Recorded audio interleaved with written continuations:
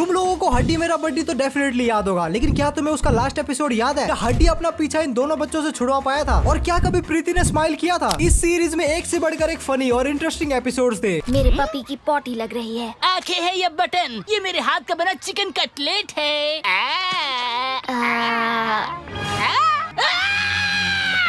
तो आराम से बैठ जाओ, हो सके तो कुछ खाने के लिए ले आओ, क्योंकि आज की इस वीडियो में मैं तुम्हें हड्डी मेरा बड्डी की एंटायर स्टोरी बताने वाला हूँ।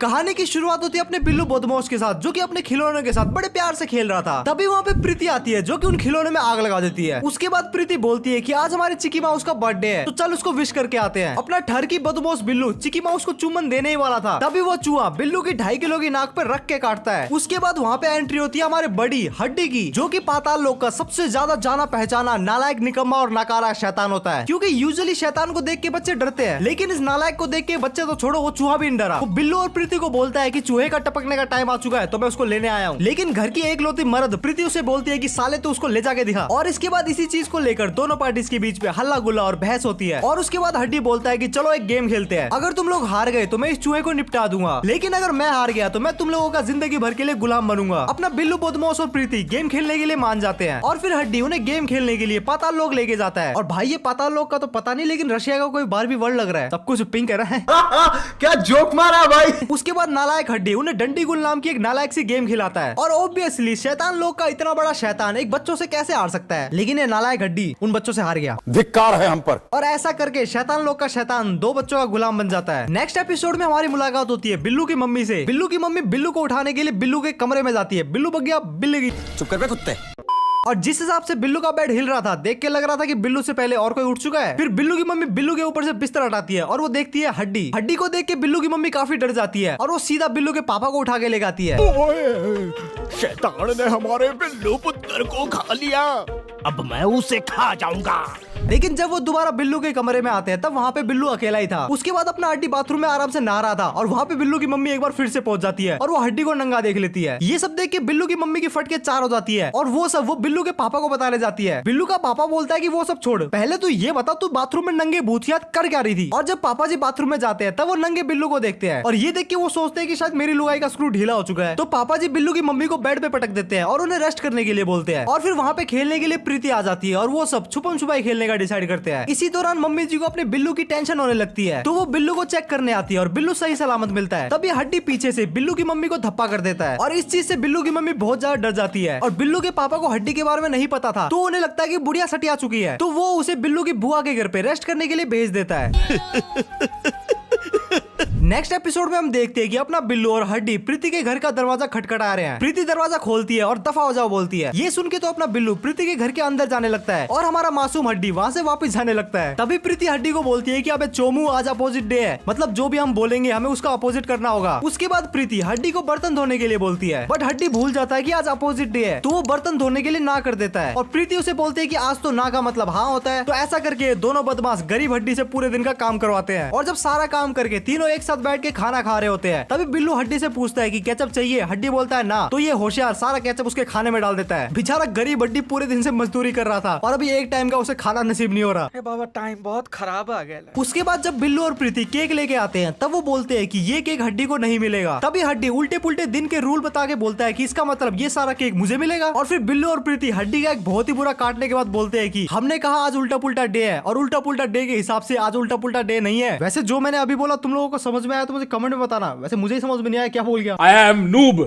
नेक्स्ट एपिसोड में अपना बिल्लू और हड्डी कोई तो भूतिया फिल्म देख रहे थे, जिसमें एक भूत एक इंसान की बॉडी में घुस के उसे कंट्रोल करता है। और वो मूवी देख के बिल्लू हड्डी को भी सेम चीज करने को बोलता है, और अपना हड्डी एक बिल्ली के अंदर घुस जाता है। ये देख के बिल्लू को भी किसी की बॉडी में घुसने का मन करता है, वैसे मन तो सबका ही करता है। और वो अपने पापा की बॉडी में घुसने के लिए उनके सर पे चढ़ जाता है। उसके बाद हड्डी बिल्लू को बताता है कि सर पे नहीं कूदना है, दिमाग में घुसना है। और नेक्स्ट टाइम बिल्लू थोड़ा फोकस के साथ करता है, और वो प्रीति की बॉडी में घुस जाता है। ऐसा करते वो सबसे पहले अपने दोस्त गुल्लू के मजे लेता है। उसके बाद गुल्लू को लगने लग जाता है कि वाह प्रीति तो मुझसे सेट हो गई। उसके बाद वो प्रीति के घर पे जाता है, जहाँ पे उसके मम्मी पापा ऑलमोस्ट कार्यक्रम करने ही वाले थे, और प्रीति के शरीर में घुसा हुआ हरामखोर बिल्लू प्रीति की मम्मी का चूमन लेता है। अपना बिल्लू मिल्फ लवर निकला, पता ही नहीं था। अश्लील है ये लोंडा।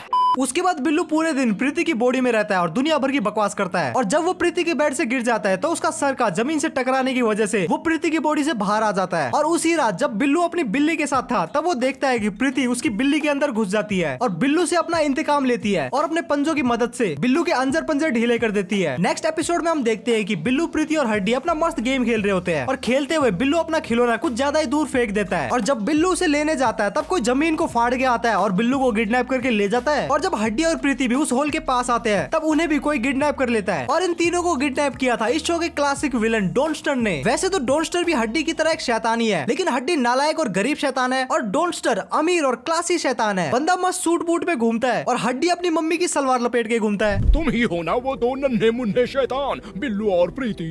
सही जवाब, आप 1 करोड़ जीत गए। वाह। बात करें कि उसने इन तीनों को किडनैप क्यों किया तो डोनस्टर बताता है कि उसने काफी टाइम से हड्डी को बिल्लू और प्रीति के साथ नोटिस किया और तीनों की दोस्ती देख के उसकी जल के राख हो गई और उसे भी बिल्लू और प्रीति की दोस्ती चाहिए और इसीलिए वो बिल्लू और प्रीति को यही रखने वाला है। शुरू में तो हड्डी खुश होता है कि साला मुसीबत छूटी, लेकिन धीरे धीरे उसे उनकी कमी खलने लगती है और हड्डी उन दोनों को मिस करने लगता है। और फिर अपना हड्डी उन दोनों को छुड़ाने के लिए सीधा डोनस्टर से भिड़ जाता है और डोनस्टर हड्डी की 206 की 6 हड्डियों को गला देता है। तभी अपनी एकलौती मर्द प्रीति मौके का फायदा उठा के डोनस्टर के दिमाग, मेरा मतलब उसके घुटने पे अटैक करती है और वो सब वहाँ से भाग निकल पड़ते हैं। आगे के कुछ एपिसोड में हम देखते हैं कि गर्मियों की छुट्टियां पड़ चुकी है और उन छुट्टियों में बिल्लू को किसी तो एक मैथ कैंप में भेजा जा रहा है और प्रीति को किसी तो एक लड़कियों वाले क्यूटी कैंप में भेजा जा रहा है और दोनों को अपने अपने कैंप में जाने में कोई घंटा इंटरेस्ट नहीं है और इसीलिए अपना हड्डी उनको किसी एक जादुई कैंप में लेके जाता है जहाँ का डीन होता है थंगोबली नाम का एक प्राणी। ये सबके सर पे बैठ के डिसाइड करता है कि कौन किस क्लास में जाएगा और कौन किस क्लास में नहीं जाएगा। कुछ बच्चों को जादू नगरी क्लास में भेजा जाता है और बिल्लू और प्रीति को शैतान छोकरी क्लास में। और हमारे हड्डी साहब का एक्सपीरियंस देखते हुए उसे जादू नगरी क्लास का हेड मास्टर बना दिया जाता है और वहीं पे शैतान छोकरी क्लास में बिल्लू और प्रीति एक हरि प्रसाद चौरसिया नाम के स्टूडेंट से मिलते हैं जो कि प्रीति को बताता है कि शैतान छोकरी वाले क्लास के स्टूडेंट्स के साथ भेदभाव किया जाता है। जिसे सुनते हुए अपनी प्रीति एक मस्त प्लान बनाती है और जादुई नगरी वाली क्लास में रंग में भंग डालते हुए शैतानी करती है और साथ ही साथ थंगोबली की जादुई जारू को चुरा के उसके घर में ड्रैगन के अंडे फेंक देती है और इन सभी शरारतों का ब्लेम आता है जादुई नगरी के बच्चों पे। जिसके बाद शैतान छोकरी के बच्चे फाइनली बन जाते हैं जादुई चैंप और हमारा हरी इस चीज का क्रेडिट चुराने के लिए बोलता है कि जो भी कांड हुआ है वो मेरी वजह से हुआ है। हरी की ये बात अपना थंगोबली सुन लेता है और वो हरी को सजा देने के लिए आदमखोर आदिवासी के बीच में छोड़ देता है। लेकिन थंगबली सर, ये सब प्रीति का आइडिया था, सच में। बड़ा आया झूठे इल्जाम लगाने वाला। यहाँ का हॉट डॉग बड़ा टेस्टी है। नेक्स्ट एपिसोड में हम देखते हैं कि सभी लोग फ्रेंडशिप डे की बातें कर रहे होते हैं और तभी वहाँ पे बिल्लू के मम्मी पापा आते हैं और कहते हैं कि वो अपने किसी फ्रेंड के शिप में फ्रेंडशिप डे मनाने जा रहे हैं तो अपने बिल्लू का ख्याल उसकी बबली बुआ रखेगी। और अपनी बबली बुआ बोल नहीं सकती थी, I mean बोल सकती थी बट वो बोलने लायक नहीं रही क्योंकि बबली बुआ अपनी जवानी के दिनों में एक बहुत ही बड़ी माल हुआ करती थी और बबली बुआ का एक बॉयफ्रेंड था बाबूलाल। लेकिन बाबूलाल को बबली से ज्यादा दूसरी बेबी डॉल में इंटरेस्ट था और जब ये बात बबली बुआ को पता चली तो उनकी बोलती बंद हो गई। आगे हम देखते हैं कि कोई तो है जो कि इन सभी पे सीक्रेटली नजर रख रहा है और हमें पता चलता है कि वो और कोई नहीं बल्कि डोनस्टर है। और तभी हमारा डोनस्टर जमीन की नहीं छाती फाड़ के जमीन से ऊपर आता है। डोनस्टर को देख के हमारी बच्चा गैंग सतर्क हो जाती है और राडा करने के लिए रेडी हो जाती है बट डोनस्टर इस बार राडा करने नहीं बल्कि बबली बुआ से प्यार का इजहार करने आया था। डोनस्टर को पता था कि आजकल लड़कियों को टॉक्सिक लड़के पसंद आते हैं। बात तो सही है। तो वो बबली बुआ को तमीज से प्रपोज करने की बजाय उसे पहले किडनैप करता है और फिर एक डेट पे लेकर जाता है बट डोनस्टर के इतना सब कुछ करने के बाद भी बबली बुआ की कच्ची गीली नहीं हुई।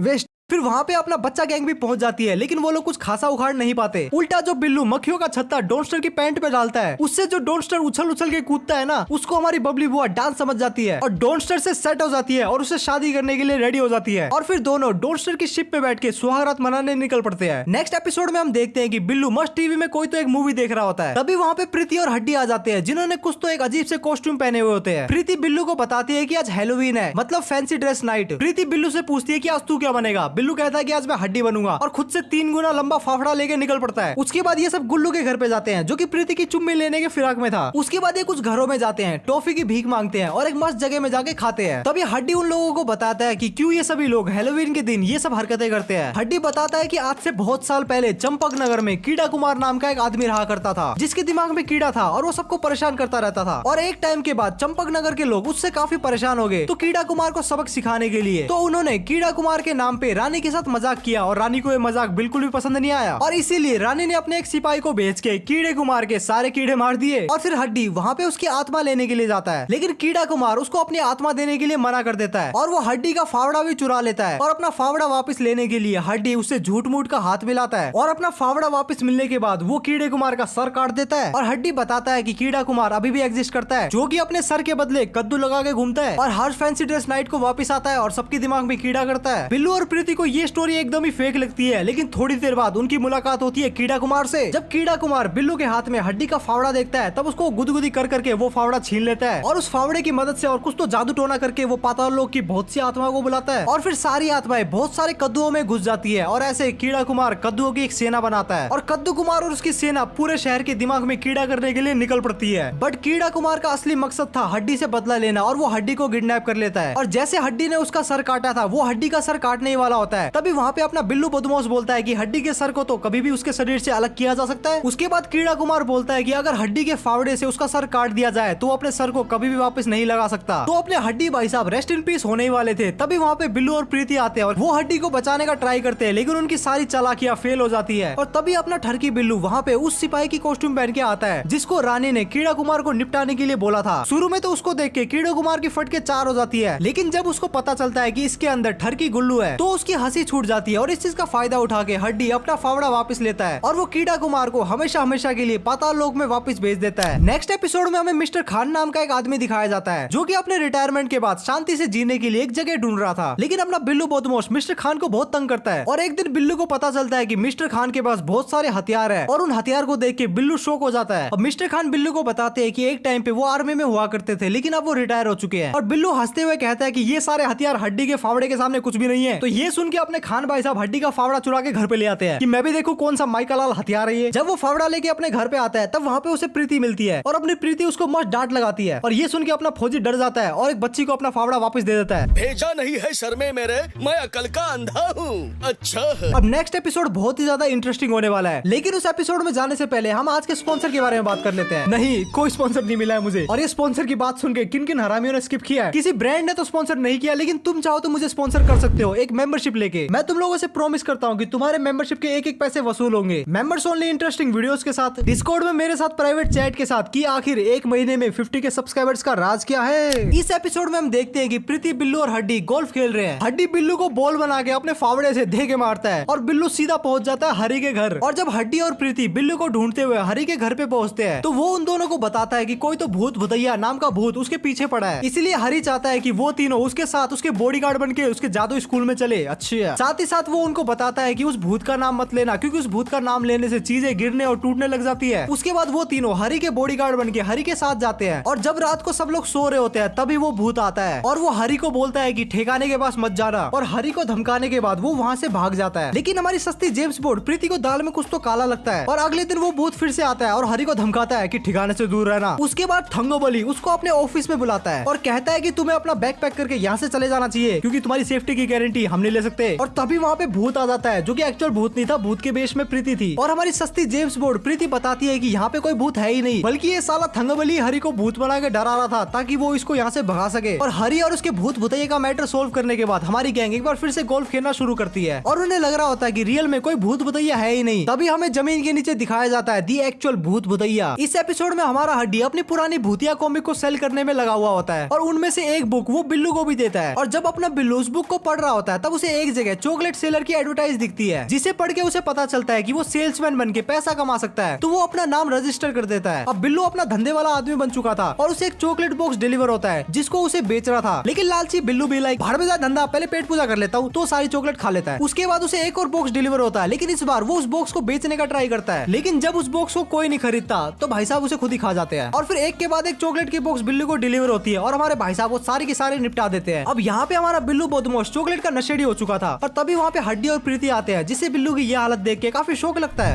बढ़ाया खुद को ही खाने वाला हड्डी, अब हमें ही कुछ करना होगा। जाने दे उसे, खुद को खाने दे। हड्डी, तो ठीक है। और फिर हड्डी चॉकलेट सेलर का नाम पड़ता है और वो पढ़ के उसे और भी ज्यादा शौक लगता है। अब हड्डी और प्रीति चॉकलेट के नशेड़ी बिल्लू को ठीक करने के लिए उसी चॉकलेट सेलर के पास जाते हैं, जहाँ चॉकलेट सेलर बिल्लू को मल्टीपल फ्लेवर्स दिखाता है, जिसमें से एक फ्लेवर था उसे नॉर्मल करने का। लेकिन नालायक बिल्लू सारे फ्लेवर एक ही बारे में खा जाता है और फिर एक बड़ा सा चॉकलेट ब्लास्ट होता है और सब लोग चॉकलेट हो जाते हैं। एपिसोड में हम हड्डी के पास एक जादू स्केलेटन देखते हैं, जिसके पास कोई भी 9 विशेष पूरी करने की शक्ति होती है। तो हमारा बिल्लू जोश जोश में विश मांगता है कि वो और उसकी फैमिली किसी एक खतरनाक एडवेंचर पे जाए, पर वो एडवेंचर इतना ज्यादा खतरनाक होता है कि उसके पूरे खानदान की फट के 4 हो जाती है। उसके बाद वो स्केलेटन बिल्लू के पापा को मिलता है और वो स्केलेटन से वापस अपने स्कूल टाइम में जाने की विश मांगते हैं। और जब बिल्लू बदमाश के बदमाश पापा स्कूल टाइम में वापस जाते हैं तो जाते ही वो एक लड़की को छेड़ देते हैं और उसके बाद वो लड़की बिल्लू के पापा की गुद्दी गर्म कर देती है और उसके बाद पूरे स्कूल में बिल्लू के पापा अपनी गुद्दी लाल और गर्म करवाते हुए घूमते रहते हैं। उसके बाद वो स्केलेटन मिलता है मिस्टर खान को, जो कि दुनिया के पापा बनने का विश रखते हैं। ओए,